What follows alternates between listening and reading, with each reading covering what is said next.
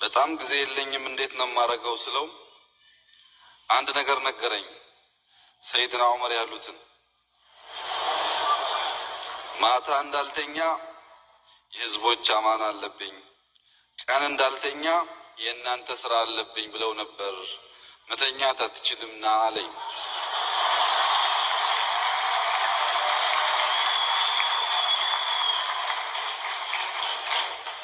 ከዛ አቡበከርና ነገር አልኩት። በሱ ስም አንድ ታዋቂ ከሊፋ ነበሩ፣ አቡበከር ሲዲቅ ይባላል።